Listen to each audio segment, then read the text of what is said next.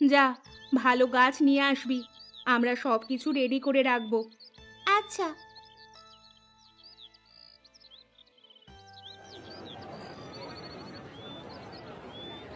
চাচি, আপনার কাছে দেশি লাউয়ের চারা গাছ আছে? আছে। কতগুলো নিবে তুমি? 4-5টা চারা গাছ হলেই হবে। কত করে পিস বিক্রি করেন? বেশি না, মাত্র 5 টাকা পিস। লাউ ধরবে তো? তুমি নিশ্চিন্তে থাকো মা। আচ্ছা, 4টি চারা গাছ দেন তো আমাকে। ঠিক আছে মা, এই নাও।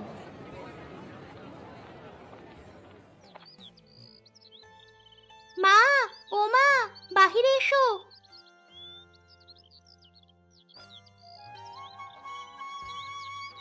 মা, মাচা তৈরি করতে বলেছিলাম যে, তৈরি করেছো?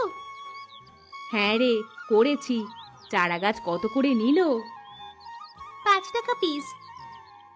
যাক, ভালোই হয়েছে। তা ফলন কেমন হবে সেটা বলেছে? বললো তো ভালোই হবে। তাছাড়া আমাদেরও তো যত্ন করতে হবে, তাই না? দে, চারাগুলো আমার কাছে দে। এক্ষুনি আমি রোপণ করে জল দিয়ে দিচ্ছি। একটু পরেই তো আবার সন্ধ্যা হয়ে যাবে।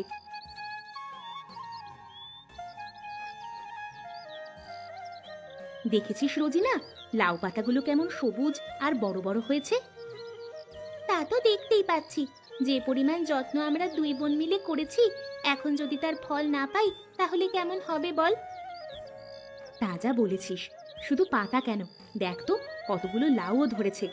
আর কিছুদিন পরে বড় হলে আমরা খেতে পারবো, সেই সাথে বাজারেও বিক্রি করতে পারবো। বাহ, পুরো মাচা তো একদম সবুজ হয়ে গেছে। তোরা কাজ শেষ করে লাউ পাতা, লাউ